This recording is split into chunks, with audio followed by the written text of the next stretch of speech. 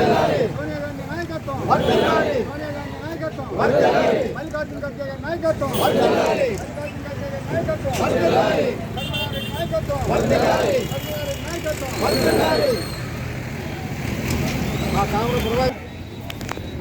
ఆవిర్భావ దినోత్సవం సందర్భంగా ఈరోజు ఈ జెండా ఆవిష్కరణ చేయాల్సిందిగా ఏఐసిసి సభ్యులు రాష్ట్ర కిసాన్ కాంగ్రెస్ అధ్యక్షులు అయినటువంటి శ్రీ కామం ప్రభాకర్ గారిని కోరుతున్నాం. జై కాంగ్రెస్, జై కాంగ్రెస్, జై కాంగ్రెస్, జై కాంగ్రెస్, జై కాంగ్రెస్, జై కాంగ్రెస్, జై కాంగ్రెస్.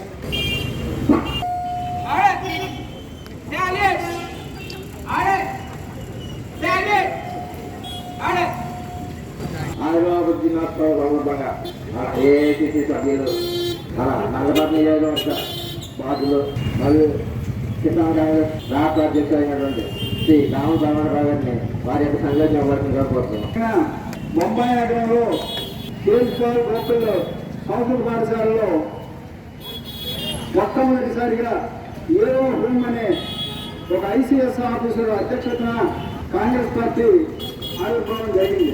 ఆ ఆవిర్భావానికి దేశవ్యాప్తంగా 79 మంది ప్రతినిధులు హాజరయ్యి బెనర్జీ గారిని అప్పుడు అధ్యక్షుడిగా సమావేశానికి అధ్యక్షుడు వహించారు. ఆ రోజు నుంచి నేటి వరకు ఈ 140 సంవత్సరాల్లో గాంధీ గారు వచ్చిన 1920 తర్వాత ఈ దేశానికి స్వతంత్రం తీసుకురావడం కోసమే ఈ కాంగ్రెస్ స్థాపించబడిందని ఏ హోమ్ గారు అప్పుడు బ్రిటిష్ అధికారిగా పనిచేసినప్పటికీ కూడా బ్రిటిష్ వారు చేస్తున్న అరాచకాలకి ఆయన నిరసన తెలియజేస్తూ భారతదేశంలో ఉన్నటువంటి లౌకికవాదులందరినీ కూడా స్వాతంత్రం కోసం పోరాడే వాళ్ళందరినీ కూడా ఏకం చేసి కాంగ్రెస్ ను స్థాపించారు.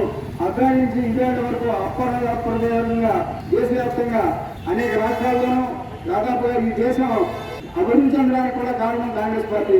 ఒక తుపాకీ గుండు లేకుండా మనం మహాత్మా గాంధీ నాయకత్వంలో మనం స్వతంత్రం సంపాదించుకున్నాం.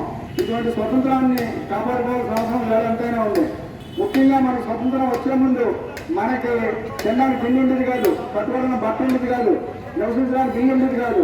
ఇవేమీ లేకపోయిన పరిస్థితుల్లో పూజ మహాత్మా గాంధీ గారి నేతృత్వంలో మొట్టమొదటి ప్రధాని పండిట్ జవహర్లాల్ నెహ్రూ నేతృత్వంలో అలా పంచవర్ష ప్రణాళికలు పెట్టి అనేక ప్రాజెక్టులు నాగార్జున సాగర్, పాట్రానంగల్ లాంటి ప్రాజెక్టులు ఈ దేశంలో నిర్మించి ప్రతి వాడిని భోజనం చేసే విధంగా వ్యవసాయాన్ని సస్యశ్యామలం చేసి రైతుకి భరోసా కల్పించి ఈ దేశాన్ని అభివృద్ధి తీసుకొచ్చారు. ముఖ్యంగా మన స్వతంత్రం కాని ముందు మనం గుండు సూపు కూడా ఇతర దేశాల నుంచి దిగుమతి చేసుకునేవాళ్ళు. ఈవేళ ప్రపంచంలోనే రాకెట్ వెళ్లే పరిస్థితిలో మనం పోటీ పడ్డాం.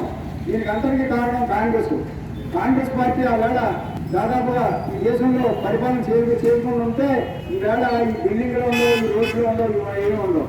ఈవేళ ఉన్న ప్రభుత్వాలు కేవలం కులాలు, మతాలు, ప్రాంతీయతత్వాలను రెచ్చగొట్టి వ్యవహారం చేస్తున్నాయి తప్ప అందరినీ సమానంగా ఉంచాలి, అందరికీ మంచి జరగాలన్న ఆలోచనలో ఈ ప్రభుత్వాలు ఏమి ఉండడం లేదు. దానికోసమనే ఈవేళ మహాత్మా గాంధీ గారు ప్రేరణ 2005లో యూపీఏ గవర్నమెంట్ అధికారంలోకి వచ్చినప్పుడు శ్రీమతి సోనియా గాంధీ గారి నేతృత్వంలో డాక్టర్ మన్మోహన్ సింగ్ గారు ప్రధానమంత్రిగా ఉండగా మనకి మన జాతీయ మహాత్మా గాంధీ జాతీయ ఉపాధి హామీ పథకం అనేది ఒక యాక్ట్ తీసుకొచ్చి ఈ దేశంలో 100 రోజులు పని లేకుండా ఉండకూడదు, ప్రతివాడు తినాలి, ప్రతివాడు బాగుండాలనే ఆలోచనతో 100 రోజులు గ్యారంటీ తీసుకొచ్చే ఈ 10 సంవత్సరాల నుంచి అంటే 2005 నుంచి ఈవేళ వరకు అంటే దాదాపుగా 20 సంవత్సరాల నుంచి పథకం నడుస్తుంది. ఈ పథకాన్ని తూట్లు పొడిచి ఇప్పుడు నేటి బీజేపీ ప్రభుత్వం మహాత్మా గాంధీ పేరునే తీసేశారు. గాంధీ గారు స్వతంత్రం తెచ్చినటువంటి నాయకుడిని ఆయన పేరు లేకుండా చేసి ఈ పథకాన్ని మార్చేసి బీబీజీ రామ్జీవి అని చెప్పేసి ఒక కొత్త పథకం పెట్టేసి దీన్ని ఎత్తేయాలన్న పరిస్థితిలో ఉండి పూర్తిగా ప్రభుత్వమే కేంద్ర ప్రభుత్వం 100% గ్రాంట్ ఇచ్చింది. దీనికి ఆ 100% గ్రాంట్ని తీసేసి 60% కేంద్ర ప్రభుత్వం, 40% రాష్ట్ర ప్రభుత్వాలు పెట్టుకోవాలని చెప్పేసి ఒక చట్టం చేస్తే ఈ కన్నా దుర్మార్గం ఏదీ లేదు. పార్లమెంట్ లో ఎంత ముట్టుకున్నప్పుడు కూడా వాళ్ళ సెలెక్ట్ కమిటీకి పంపకుండా నిర్వీర్యం చేసి అధికారం ఉంది కదానని వాళ్ళు అమారం చేశారు. దీని దుర్మార్గం. దీని మీద దేశవ్యాప్తంగా ఇప్పుడు పెద్ద ఉద్యమం నడుస్తుంది. దాంట్లో మనం కూడా భాగస్వామ్యం అవుతాం. ప్రతివాడికి తిండి కావాలి, ప్రతివాడికి బట్ట కట్టుకోవాలి, ఇల్లు కావాలి. ఇవన్నీ ప్రభుత్వం చేయాల్సిన బాధ్యత. మన బాబాసాహెబ్ అంబేద్కర్ గారు రాసినటువంటి విధంగా ఎక్కడ కూడా రాజ్యాంగాన్ని అమలు చేయట్లేదు. రాజ్యాంగాన్ని తూట్లు పెడుతూ వాళ్ళు ఇష్టమైనట్టు వ్యవహారం చేస్తున్నారు. దీన్ని అరికట్టవలసిన అవసరం మన ఎంతైనా ఉంది. మనం మళ్ళీ పునరుద్ధరించుకోవాలి. మరొక స్వతంత్ర పోరాటం కోసం పోరాడడం నిజంగానే ఈవేళ ఈ దేశంలో ఉన్నట్టు బీజేపీ మీద మనం తిరగడం అవసరం ఉంది. ఈ ప్రభుత్వం మీద దొంగ ఓట్లు వేస్తూ తప్పుడు ఈవీఎంలు ఉపయోగించి వాళ్ళు అధికారంలోకి వస్తున్నారు తప్ప కేవలం ఓట్లు వేసి ప్రజలు గెలిపించిన మాత్రం ఎక్కడ కనపట్టలేదు. ఈ ప్రభుత్వం సాగనందించిన అవసరం ఉంది. అందుకోసం మనంతా ఒకసారి పునరుద్ధరించుకొని ఈ కాంగ్రెస్ పార్టీని మళ్ళీ దేశంలోనే రాష్ట్రంలోనే తీసుకొచ్చే విధంగా మనందరం కృషి చేయాలని ఈ సందర్భంగా తెలియజేస్తూ మీ అందరికీ నేను ఒక ప్రమాణం తీసుకుని ఆ తర్వాత మనం స్వీట్స్ డిస్ట్రిబ్యూట్ చేసుకుని కార్యక్రమాన్ని ముగించుకున్నాం. అందువల్ల మీరందరూ కూడా ఇక ఈ జెండా ఆవిష్కరణకు వచ్చినందుకు మరొక్కసారి ప్రతి వారికి పేరు పేరున ధన్యవాదాలు తెలియజేస్తున్నా. ముఖ్యంగా మనం ఇక్కడ మన జెండా ఉంటుంది గతంలో ఎవరు ఆక్రమణ చేశారు. మళ్ళీ కొత్తగా జెండా ప్రథమం ఏర్పాటు చేసుకోవాల్సి వచ్చింది, చేసుకున్నాం. దాంట్లో ఆదాయం లేదు. అలాగే తొందరలోనే రాజీవ్ గాంధీ గారి యొక్క విగ్రహం మనం మొదటి పట్టణంలో పెట్టుకోవాల్సిన అవసరం ఉంది.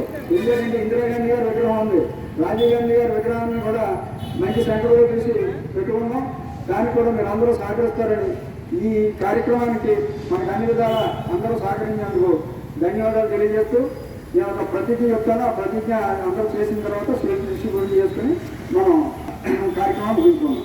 జాతిపిత మహాత్మా గాంధీ, నవభారత నిర్మాత జవహర్లాల్ నెహ్రూ, వీరవనిత శ్రీమతి ఇందిరాగాంధీ, యువ నాయకులు శ్రీ రాజీవ్ గాంధీపై ప్రమాణం చేస్తూ ఈ దేశ సమగ్రతను కాపాడుతానని, కులరహిత మతరహిత సమాజాన్ని స్థాపించడానికి కృషి చేస్తానని ఇందు మూలంగా ప్రతిజ్ఞ చేస్తున్నాను.